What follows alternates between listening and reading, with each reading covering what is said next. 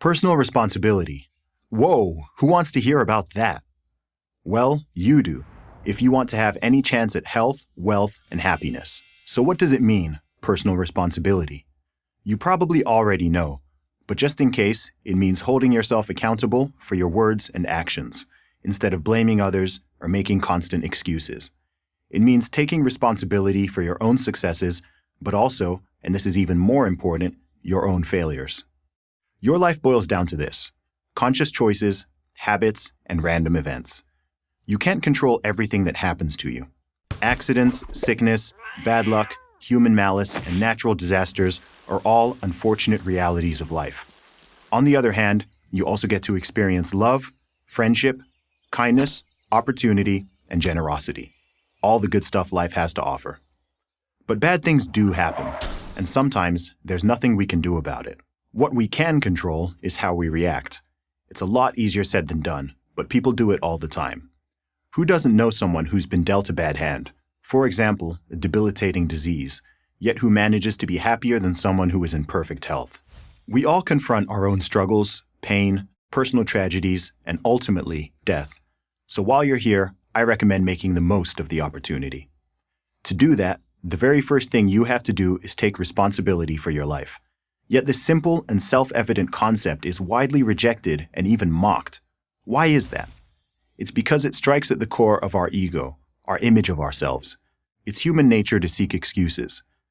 Telling people they're responsible for their bad decisions removes these comforting alibis.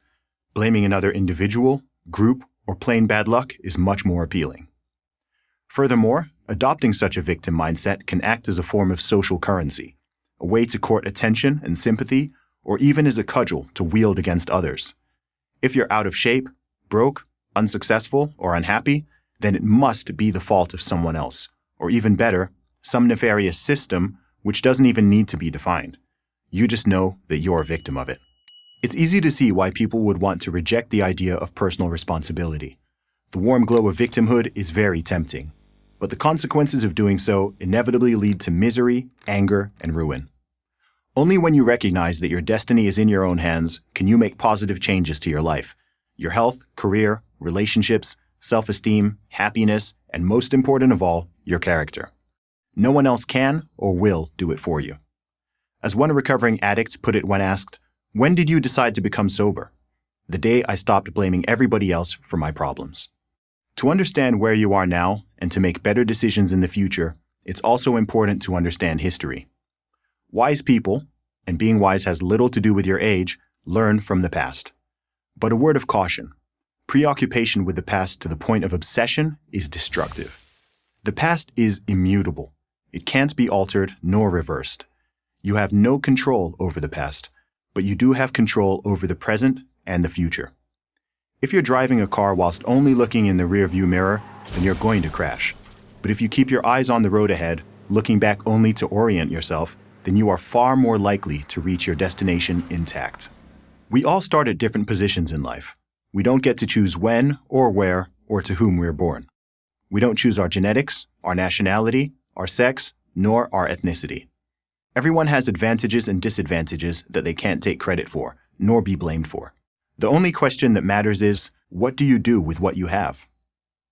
It's trendy now for people to talk about privilege through a narrow lens, typically focused on skin color, gender, sexuality, and occasionally wealth. Privilege is considered a sin that must be decried and even shamed. I take a different view.